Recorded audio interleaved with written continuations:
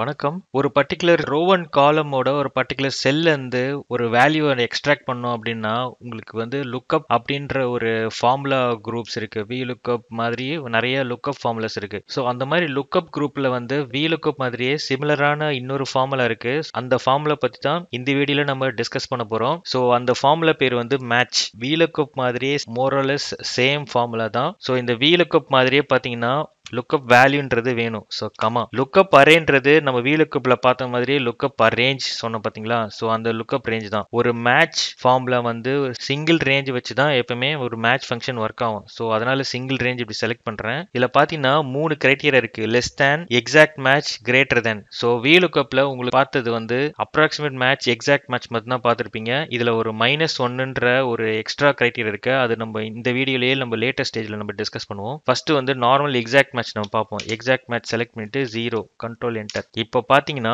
இந்த particular word சவுத்ன்றது இந்த particular ரேஞ்சில் 4வது இடத்துல இருக்கு. ஸோ இந்த பொசிஷன் நம்பர் இண்டிகேட் பண்றது தான் வந்து ஒரு மேட்ச் ஃபார்முலோட ஆக்சுவல் பர்பஸ். வெர்டிகலா மட்டும் இல்ல, ஹாரிசன்டலாவும் இந்த ஃபார்முலா ஒர்க் ஆகும். ஸோ அதே டேபிள்ல உங்களுக்கு வந்து ஹாரிசன்டலா எடுத்து காட்டிருக்கேன். ஸோ இப்போ வந்து அதே மேட்ச் ஃபங்க்ஷன் யூஸ் பண்ணுவோம். Equal to match. ஸோ இந்த அதே லுக்கப் வேல்யூ சவுத் செலக்ட் பண்றேன். இந்த ரேஞ்ச் ஹாரிசன்டலா செலக்ட் பண்றோம். செலக்ட் பண்ணிட்டு கமா இப்பயும் நம்மளுக்கு எக்ஸாக்ட் மேட்ச் தான் தேவை. அதனால 0 செலக்ட் பண்ணி பிராக்கெட் க்ளோஸ் பண்றோம். Control enter. இப்போ பாத்தீங்கன்னா 4 வருது பாத்தீங்களா. ஸோ இந்த மேட்ச் ஃபங்க்ஷன் வந்து உங்களுக்கு ஹாரிசன்டலும் வேலை செய்யும், வெர்டிகலாவும் வேலை செய்யும். அடுத்த சினாரியோ பாத்தீங்கன்னா ஒரு அப்ராக்சிமேட் மேட்ச் ஃபங்க்ஷன்ல எப்படி எழுதுறது அப்படின்றத நம்ம அதில் பார்ப்போம். நான் வந்து ஏற்கனவே வீலக்கப் ஃபங்க்ஷன்ல வந்து அப்ராக்சிமேட் மேட்ச் வந்து எப்படி ஒர்க் ஆகுது, அந்த டேபிள் எப்படி டிசைன் பண்ணணும் அப்படின்றத டீட்டெயிலா வந்து 2 வீடியோல உங்களுக்கு நான் போஸ்ட் பண்ணிருக்கேன். அதையும் ரெஃபர் பண்ணுங்க. இந்த அப்ராக்சிமேட் மேட்ச் ஃபார்முலாக்கு அந்த சில வீடியோஸ் வந்து கொஞ்சம் ஹெல்ப்ஃபுல்லா இருக்கும். ஒரு ரேண்டமா வந்து ஒரு நம்பர் நான் டைப் பண்றேன். மேட்ச் ஃபார்முலா போட்டேன். Lookup value 23. நான் ஏற்கனவே சொன்ன மாதிரி உங்களுக்கு வந்து அந்த பர்டிகுலர் சிங்கிள் ரேஞ்ச் நான் இப்படி செலக்ட் பண்றேன்.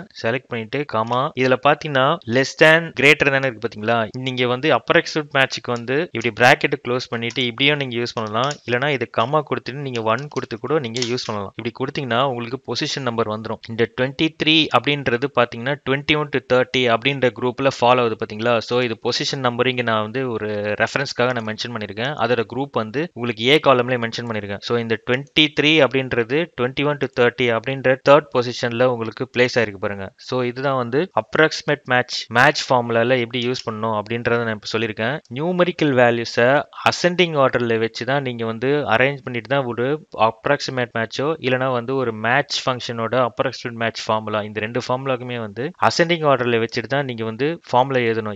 அந்த அரேஞ்ச்மெண்ட்டுக்கு ஏற்ற மாதிரி உங்களுக்கு அந்த ஃபார்முலா வந்து ஒரு கரெக்டான வேல்யூஸ் உங்களுக்கு எடுத்து கொடுக்கும். அடுத்த சினாரியோ இந்த மேட்ச் ஃபங்க்ஷன் என்னன்னு பார்த்தீங்கன்னா, நம்ம இது வரைக்கும் நம்ம டிஸ்கஸ் பண்ணது வந்து ஒரு எக்ஸாக்ட் மேட்ச் ஃபங்க்ஷன் எப்படி ஒர்க் ஆகும், ஒரு அப்ராக்சிமேட் மேட்ச் ஃபங்க்ஷன் வந்து எப்படி ஒர்க் ஆகும் டிஸ்கஸ் பண்ணுவோம். இந்த செகண்ட் டைப் சொன்ன பார்த்தீங்களா அப்ராக்சிமேட் மேட்ச்ன்றது, இந்த அப்ராக்சிமேட் மேட்ச்ன்றது அசெண்டிங் ஆர்டர்ல நம்ம டிஸ்கஸ் பண்ணுவோம். இந்த அசெண்டிங் ஆர்டர் இல்லாம டிசெண்டிங் ஆர்டர்ல வந்து ஒரு அப்ராக்சிமேட் மேட்ச் வர சினாரியோ வந்து எப்படி ரிசால்வ் பண்றது அப்படின்றதுக்கு தான் வந்து இந்த தேர்ட் சினாரியோ. இந்த குரூப்பை பார்த்தீங்கன்னா உங்களுக்கு நல்லாவே தெரியும். இதுக்கு முன்னாடி நான் டிஸ்கஸ் பண்ண அந்த டேபிள் இருக்கு பாத்தீங்களா, அந்த டேபிள் வந்து தலைகீழே இருக்க பாருங்க. இந்த மாதிரி சினாரியோஸ் நீங்க வந்து ஃபார்முலா டிசைன் பண்ணும்போது வருது அப்படின்னா அசெண்டிங் ஆர்டர்ல நீங்க எப்படி டிசைன் பண்ணீங்களோ அதே மாதிரி டிசெண்டிங் ஆர்டர்ல டேபிளை டிசைன் பண்ணிட்டு நீங்க எழுதலாம். இந்த ஃபெசிலிட்டி வந்து VLOOKUP ஃபங்க்ஷன்ல கிடையாது. ஸோ இது மேட்ச் ஃபங்க்ஷன்ல தான் இருக்கு. இப்போ ரேண்டமா ஒரு நம்பர் நான் டைப் பண்றேன்.